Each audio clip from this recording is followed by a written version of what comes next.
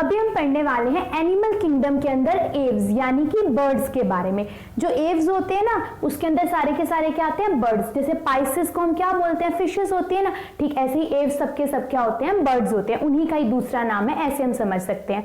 ठीक है, तो अब देखो जो एव्स या फिर बर्ड्स होते हैं, सबसे पहले में क्या पता चलता है, फीदर्स होते हैं उनके ऊपर यानी पंख होते हैं।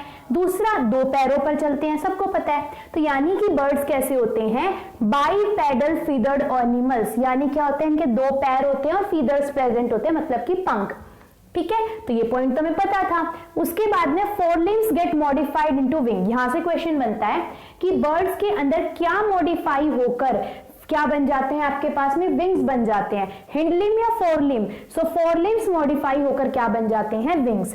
कौन से वाले, फोरलिम्स। तो जो अपने पास में फोरलिम्स होते हैं ये मॉडिफाई होकर क्या बन जाते हैं, विंग्स। ठीक है, forelimbs gate modified into wings, किसके अंदर, बर्ड्स के अंदर।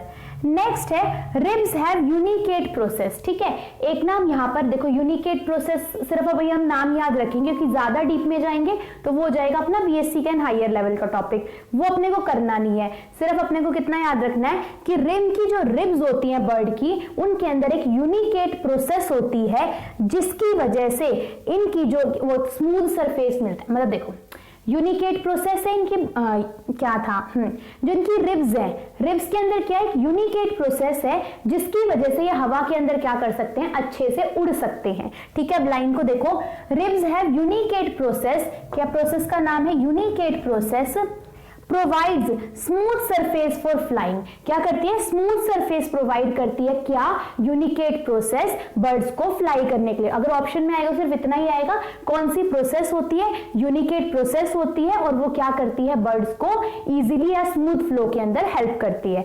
ठीक है, उसके बाद में बर्ड्स के जो बोन होते हैं होलो होते हैं। वैसे अभी तक तो यूनिकेट प्रोसेस का कोई क्वेश्चन पूछा नहीं गया, बट फिर भी। उसके बाद में बोन्स आर होलो। अब देखो बर्ड्स के अंदर क्या होते हैं, बोन्स ना होलो होते हैं, मतलब खोखले होते हैं। जैसे हमारे लोगों के तो बोन्स सॉलिड होते हैं ना, बर्ड्स के अंदर जो बोन्स होते हैं वो सॉलिड नहीं होते, वो होलो होते हैं, मतलब अंदर से खोखले होते हैं। खोखले होंगे तो आराम से उड़ पाएंगे क्योंकि उनकी बॉडी का वेट कम हो जाएगा, और बॉडी का वेट कम हो जाएगा तो आराम से उड़ पाएंगे। देखो जो वल्चर वगैरह होते हैं ना, वल्चर या फिर ईगल होते हैं हमारे पास में, वो क्या करते हैं, वो काफी ऊंची हाइट तक उड़ते हैं। एक तो उनके लंबे पंख कारण होता है, दूसरा नीचे से जो गर्म हवा जाती है ना हमारे पास में, वो भी क्या करते हैं, उनके जो पंख है उनको एक तरीके से सपोर्ट प्रोवाइड करते हैं ऊपर उड़ने के लिए। ठीक है, लेकिन वो वल्चर और ईगल्स के केस में ज्यादा होता है। तो इन्होंने बोला कि इनके बोन्स होलो होते हैं, यानी मेन फीचर बर्ड्स का कोई याद रखो ना रखो, न्यूमेटिक बोन्स हमेशा याद रखना होता है। बर्ड्स के अंदर कौन से बोन्स होते हैं, न्यूमेटिक बोन्स होते हैं, जिनको हम होलो बोन्स बोलते हैं। ठीक है, उसके बाद में बोलता है ब्लड इज रिच, यानी कि इनके ब्लड के अंदर क्या होते हैं, ज्यादा आरबीसी होती हैं पर मिलीमीटर क्यूब, मिलीमीटर। क्यों, क्योंकि देखो ऊपर जैसे जैसे जाएंगे तो प्रेशर कम होता चला जाएगा। अगर प्रेशर कम हो जाएगा तो ऑक्सीजन जो डिसॉल्व होता है ब्लड के अंदर उसका लेवल भी कम होता चला जाएगा। तो यानी जब ज्यादा आरबीसी होंगी तो ज्यादा ऑक्सीजन को ले पाएंगी, और यही रीजन है कि इनका ब्लड क्या होता है, ऑक्सीजन रिच होता है, क्योंकि इन्हें काफी अच्छी हाइट पर उड़ना होता है और वहां पर ऑक्सीजन की अवेलेबिलिटी होती है कम। तो ज्यादा आरबीसी तो ज्यादा आरबीसी मतलब ऑक्सीजन को ट्रांसपोर्ट कर पाएंगे। सो ब्लड इज रिच यानी has more number of RBC. तो यानी अगर क्वेश्चन पूछा जाए कि 2-4 ऑप्शन दे दिए जाए और इनमें सबसे ज्यादा आरबीसी किसके अंदर होती है, तो आंसर होएगा बर्ड्स यानी कि एव्स। ओवरी, अब देखो इनके अंदर ओवरी और ओविडक्ट होता है। तो ओवरी और ओविडक्ट जो बर्ड्स के अंदर होता है वो सिर्फ और सिर्फ लेफ्ट वाला फंक्शनल होता है, राइट वाली जो ओवरी और ओविडक्ट होती है वो रिड्यूस्ड हो चुकी होती है बर्ड्स के अंदर। ठीक है, सो कौन सा फंक्शनल होता है, सिर्फ लेफ्ट वाली ओवरी और ओविडक्ट। उसके बाद में बर्ड्स के अंदर सिर्फ और सिर्फ एक ही ग्लैंड प्रेजेंट होता है, और उस ग्लैंड का नाम होता है प्रीन ग्लैंड, या इसी को ही बोला जाता है यूरोपाइजियल ग्लैंड। ठीक है, प्रीन ग्लैंड या फिर यूरोपाइजियल ग्लैंड बोला जाता है।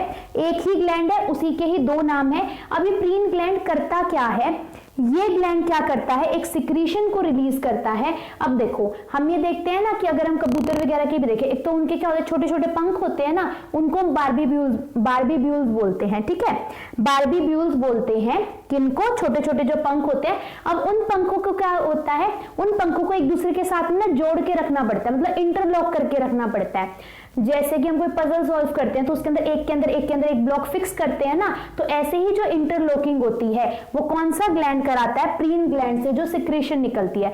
सिक्रीशन निकलेगी मतलब कोई लिक्विड होगा आपके पास में, तो वो लिक्विड क्या करेगा, उन जो बारबीव्यूल्स हैं उनको क्या करेगा, इकट्ठा करके रखेगा एक तरीके से, यानी उनकी इंटरलॉकिंग के अंदर क्या करेगा, मदद करेगा।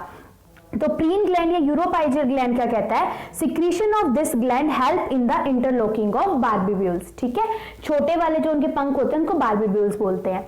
उसके बाद में क्या है कि जो बर्ड्स होते हैं ना, इनके अंदर बीक तो होती है, यानी कि चोंच तो होती है, लेकिन चोंच के अंदर दांत नहीं होते। ठीक है, अब देखो टीथ एब्सेंट होते हैं बर्ड्स के अंदर, लेकिन जब बर्ड की जो एम्ब्रियोनिक स्टेज होती है, यानी पूरा बर्ड बनने से पहले जाइगोट से जो एम्ब्रॉय बनता है, उस स्टेज के अंदर बर्ड्स के अंदर टीथ मिलते हैं। और कई बार क्वेश्चन पूछा जाता है कि बर्ड्स की कौन सी स्टेज के अंदर टीथ होते हैं, सो एम्ब्रियोनिक स्टेज के अंदर होते हैं। एम्ब्रियोनिक स्टेज के अंदर टीथ होते हैं, लेकिन जैसे ही उनसे अडल्ट बनता है, यानी पूरा का पूरा बर्ड बनता है, वो टीथ क्या हो जाते हैं, रिड्यूस हो जाते हैं, यानी पूरे मैच्योर बर्ड के अंदर कभी भी टीथ नहीं मिलते, वहां क्या होती है, बीक होती है। ठीक है, अब बर्ड्स के अंदर दो इंपॉर्टेंट पार्ट्स होते हैं, एक होता है इनकी बॉडी के अंदर गिजार्ड और दूसरा होता है क्रॉप। यहां से क्वेश्चन 110% बनता है, गिजार्ड और क्रॉप। सो जो गिजार्ड होता है ये तो करता है help in crushing of food. अब देखते हैं कि जो बर्ड्स वगैरह क्या होते हैं, दाल के दाने खा लिए, गेहूं के दाने खा लिए इन्होंने, तो वो हमें क्या करेगा यहां पर, ठीक है, दाल के दाने खा लिए या फिर जैसे गेहूं के दाने खा लिए, तो यहाँ पे क्या होगा, अब उनको क्रश भी तो करना पड़ेगा, तो उनको क्रश कौन कराएगा, ये गिजार्ड। जो गिजार्ड इनकी बॉडी के अंदर पार्ट होता है वो क्या करता है, help in the crushing of food, यानी कि फूड को क्रश कराने के अंदर हेल्प करता है। और दूसरा हम क्या बोल सकते हैं, मैकेनिकल ब्रेकडाउन ऑफ फूड कराते हैं, इसको तोड़वाएगा। ठीक है, नेक्स्ट होता है क्रॉप। क्रॉप क्या करता है, क्रॉप फूड को स्टोर करता है and also produce nutritive secretion. Crop क्या करेगा, एक तरीके से फूड को स्टोर करेगा और क्या करेगा, प्रोड्यूस करेगा एक न्यूट्रिटिव सिक्रेशन को। ठीक है, फूड, अब देखो फूड क्रश कहां पर होगा, गिजार्ड के अंदर, और इसको स्टोर कौन करेगा, क्रॉप करेगा। ठीक है, और ये क्या, क्रॉप के अंदर क्या होती है, एक न्यूट्रिटिव सिक्रेशन भी रिलीज होती है, जिसको हम क्या बोलते हैं, पीजन्स मिल्क बोलते हैं। सो पीजन्स मिल्क कहां से सिक्रीट होता है, क्रॉप से। सो क्रॉप करता है स्टोर फूड को एंड प्रोड्यूस न्यूट्रिटिव सिक्रेशन, जिसको क्या बोलते हैं हम, पीजन्स मिल्क। ठीक है, उसके बाद में एक वर्ड आता है आर्कियोपटेरिक्स, ये बहुत बार पूछा जाता है। आर्कियोपटेरिक्स क्या होता है, ये कनेक्टिंग लिंक होता है रेप्टाइल्स और एव्स के बीच में, यानी रेप्टाइल्स और बर्ड्स के बीच में क्या होता है, कनेक्टिंग लिंक होता है, कौन, आर्कियोपटेरिक्स। ठीक है, सो आर्कियोपटेरिक्स एक कनेक्टिंग लिंक है रेप्टाइल्स और एव्स के बीच में। अब क्यों है ऐसा, मतलब इसके अंदर रेप्टाइल्स के भी फीचर होंगे, एव्स के भी होंगे, यानी बर्ड्स के भी होंगे, तभी तो कनेक्टिंग लिंक है। तो आर्कियोपटेरिक्स के अंदर जो बर्ड्स के फीचर होते हैं वो होते हैं प्रेजेंस ऑफ बीक, यानी इनके अंदर चोंच प्रेजेंट होती है, लेकिन बीक के अंदर टीथ भी होते हैं। अब टीथ रेप्टाइल के अंदर होते हैं और बीक किसके अंदर होती है, बर्ड्स के अंदर। तो मेन फीचर क्या है, टीथ विद इन बीक लिखा मिलेगा एक तो, यानी इनके अंदर चोंच के अंदर दांत भी होते हैं।